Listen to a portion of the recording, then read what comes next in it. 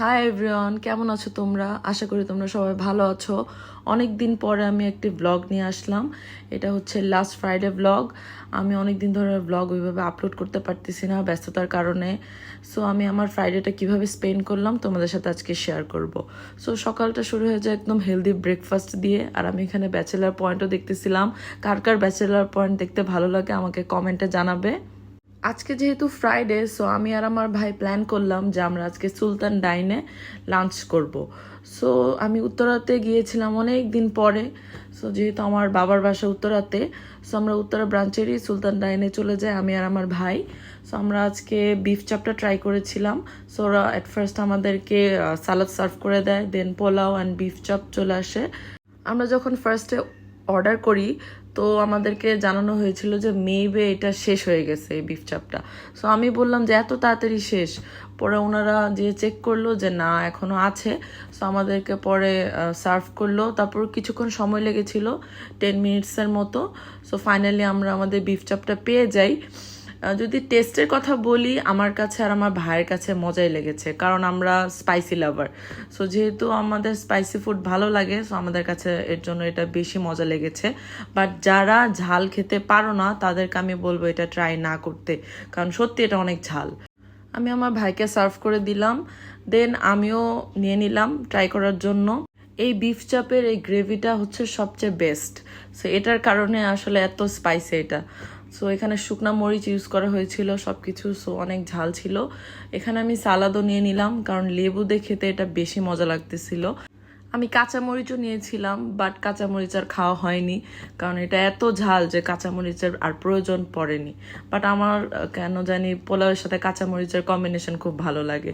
So এখানে আমি বিফটা try করলাম। বিফটা অনেক সফট ছিল, বিফের ভিতরে প্রপারলি মশলা গিয়েছিল। সো আমি যদি বলি এটাকে আমি 10 আউট অফ 8.5 দিব। আফটার টেকিং লাঞ্চ আমি আর আমার ফ্রেন্ডরা মিলে চলে যাই সেগ্রেটোতে। এটা উত্তরা ব্রাঞ্চের। সো এটা হচ্ছে ঠিক কাবাব ফ্যাক্টরির অপোজিটে। এই রেস্টুরেন্টের ইন্টেরিয়র ডিজাইন সব কিছু খুবই সুন্দর ছিল। এটার ডেকোরেশন, তারপর স্টাফদের বিহেভিয়ার সব কিছু আমার কাছে বেস্ট লেগেছে।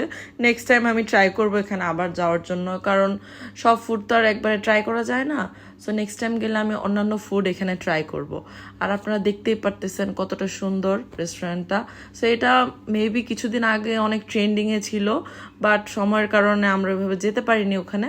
সো আমরা প্ল্যান করে ফেলি যে এই ফ্রাইডেতেই যাব। আমরা অনেক এনজয় করেছি এখানে, অনেক গল্প করেছি, অনেক ছবিও তুলেছি। সো এখানকার প্রত্যেকটা কর্নার রেস্টুরেন্টার আমার কাছে খুবই ভালো লেগেছে। পিকচার পারফেক্ট যেটাকে বলে, পিকচারের জন্য একদম সুইটেবল এই প্লেসটা। তোমরা যারা ছবি তুলতে অনেক পছন্দ করো তাদের কাছে এই রেস্টুরেন্টটা ভালো লাগবে। খাবারের কোয়ালিটি যদি বলি, খাবারের কোয়ালিটিও মোটামুটি ভালোই ছিল। সো এখানে আমরা ডিসকাস করতেছিলাম কি অর্ডার করব। অ্যাট লাস্ট আমরা ডিসাইড করি যে আমরা পিৎজা অর্ডার করব।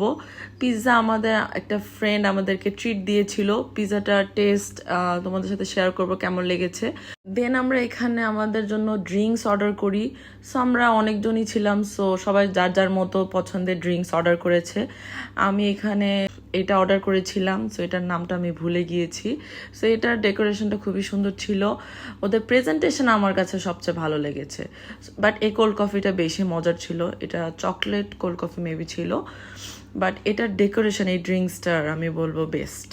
এখানে আমাদের পিৎজা চলে আসে। পিৎজাটাতে এক্সট্রা চিজ আমরা অ্যাড করেছিলাম, তার কারণে পিৎজাটা আরও বেশি মজা লাগতেছিল, অনেক চিজি ছিল।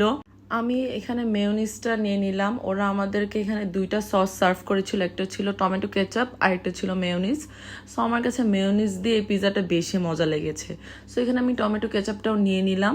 আমার কাছে ওভারঅল পিৎজার টেস্ট ভালো লেগেছে, আমি এটাকে 10 আউট অফ 9 দিব। আমার ফ্রেন্ডসদের কাছে ওই পিৎজাটা খুবই মজার লেগেছে। আর এই পিৎজার ডোটা একদম পারফেক্টলি কুকড হয়েছিল। ওভারঅল আমি তোমাদেরকে একটা জিনিসে সাজেস্ট করব, যারা এই রেস্টুরেন্টের আশেপাশে আছো, মানে উত্তরাতে আছো, তারা ইচ্ছে করলে রেস্টুরেন্টে একবার ভিজিট করে আসতে পারো। দেন আমরা সবাই মিলে চলে যাই ক্রেভ কর্নারে। নতুন একটা ক্যাফে বলতে পারি বা ডেজার্ট শপও বলতে পারি। এটা রিসেন্টলি ওপেন হয়েছে এই ফ্রাইডেতেই। সো তোমরা যারা উত্তরাতে আছো, স্পেশালি যারা সেক্টর 11-এ থাকো, তারা অবশ্যই একবার হলেও ভিজিট করে আসবে। এখানকার কেকের কোয়ালিটি খুবই ভালো, একদম হোমমেড। এই রেস্টুরেন্টের ওনার হচ্ছে আমার কলেজ লাইফের ফ্রেন্ড উষা। সো ও আর ওর হাজব্যান্ড মিলে দুজনে এই রেস্টুরেন্টটা দিয়েছে। সো তোমরা অবশ্যই ট্রাই করবে এখানে যাওয়ার জন্য। ওর হাতের কেক অনেক ডিলিশিয়াস হয়। সো এখানে আমরা কেক কাটিং করেছিলাম, কারণ যেহেতু এটার ওপেনিং ডে ছিল আর এখানে মিলাদও পড়ানো হয়েছিল। সবাই চেষ্টা করবে এখানে যাওয়ার জন্য, গেলে অনেক ভালো কোয়ালিটির কেক পাবে তোমরা অবশ্যই। এই কেকের টেস্টের কথা যদি বলি, খুবই মজার ছিল। আর এই কেকটা ছিল চকলেট কেক। সো সবাই আমরা অনেক পছন্দ করেছি। সো কেকটা দেখেই তোমরা বুঝতে পারতেছো কতটা মজার এই কেকটা। সফটনেস সব কিছু একদম পারফেক্ট ছিল। কেকের সুইটনেসটা একদম পারফেক্ট ছিল, বেশি সুইট ছিল না।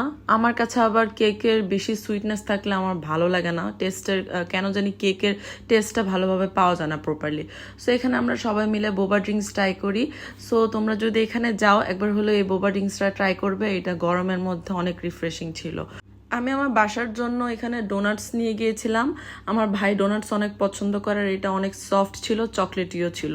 এখান থেকে আমি ডাবের পুডিংও নিয়ে গিয়েছিলাম বাসায়। সো ডাবের পুডিংটা আমি কি বলবো, এক কথায় বেস্ট। সো এটাই ছিল আমার ফ্রাইডে ভ্লগ। সো তোমাদের কাছে কেমন লাগলো এই ভ্লগটি আমাকে কমেন্টের মাধ্যমে জানাবে। আর thank you for watching this vlog. Bye bye everyone.